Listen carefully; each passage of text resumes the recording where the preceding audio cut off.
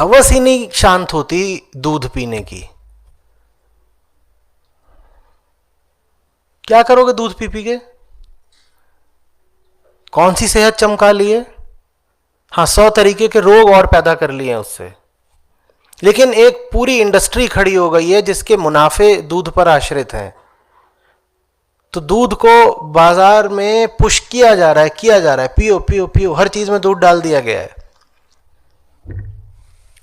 और हमारे लिए ऐसा सा बन गया जैसे अरे दूध के बिना खाना कैसे चलेगा? क्यों, कल रात को यहां पे नहीं खाया था क्या? उसमें दूध था, पनीर था, दही था, क्या था?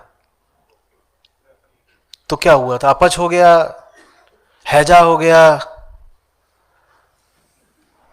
जॉन्डिस, आंत्रशोथ, क्या क्या हो गया? 2-4 को एड्स लग गया, क्या हुआ? क्या हो गया अगर कल बिना बिल्कुल दूध का खाना खा लिया तो? बताओ ना।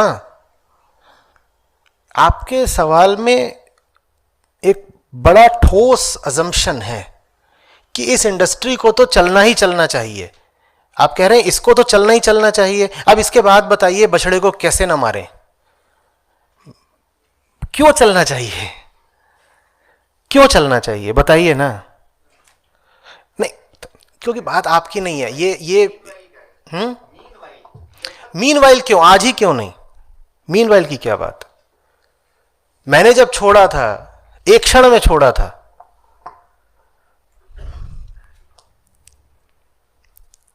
एक क्षण में। और मुझे पनीर बहुत प्यारा था, पनीर पकौड़े।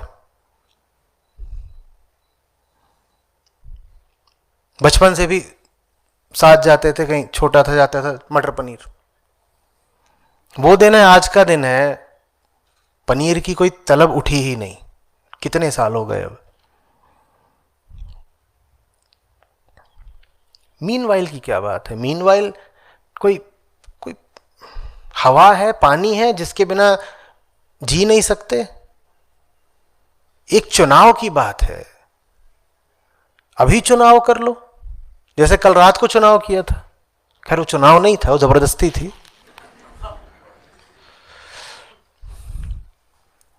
पर चुनाव हो सकता है, नहीं हो सकता है? किसी रेस्टोरेंट में घुस गए और वो वीगन ही है और कुछ नहीं खुला हुआ है, तो उसी में जो कुछ दिया हुआ है उसी मेन्यू में से चुन लोगे कि नहीं?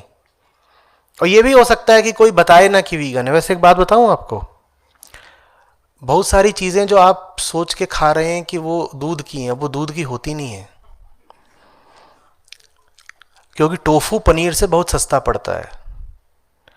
और जो वीगन मिल्क है, चाहे खासतौर पे सोया का, वो गाय भैंस के दूध से बहुत सस्ता पड़ता है। तो आपका दूधिया भी आपको जो दे रहा है वो हो सकता है वीगन पदार्थ हो। इतना तो पक्का समझ लीजिए कि आप जब किसी रेस्टोरेंट में मटर पनीर मंगाते हैं तो वो मटर टोफू होता है, पक्का समझ लीजिए। क्योंकि टोफू पनीर जैसा ही होता है बिल्कुल, और अगर अच्छे से बनाया जाए तो पनीर से ज्यादा मुलायम हो जाता है और सस्ता है पनीर से। तो क्यों नहीं कोई टोफू इस्तेमाल करेगा? पनीर कोई क्यों चलाए? चीज भी बन जाता है।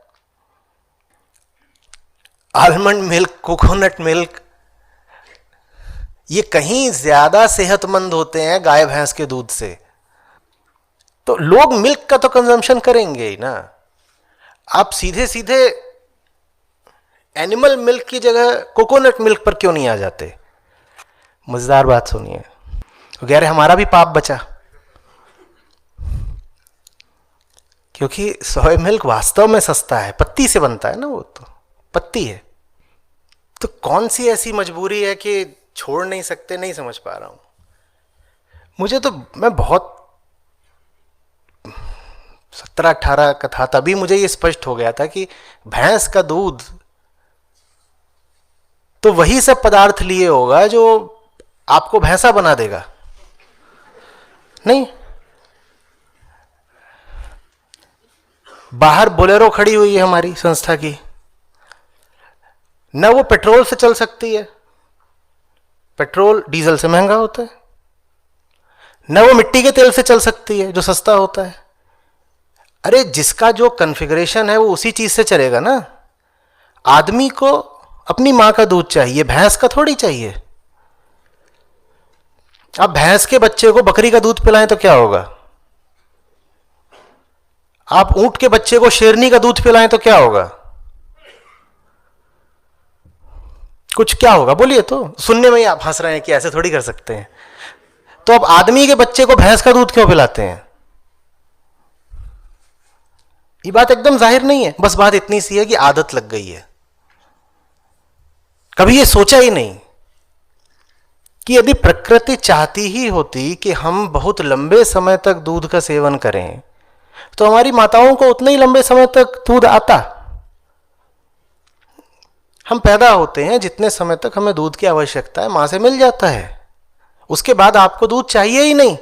चाहिए होता तो सबसे पहली जो मां है शरीर की वो प्रकृति होती है, उसने व्यवस्था कर दी होती। कोई ऐसा पशु है अस्तित्व में जो अपनी मां के अलावा किसी और का दूध पीता हो? बोलो। आदमी अकेला है जो ये करतूत कर रहा है। कोई ऐसा पशु है अस्तित्व में जो पूरी तरह से वयस्क हो जाने के बाद भी दूध पीता हो? दूध बच्चों का आहार है ना।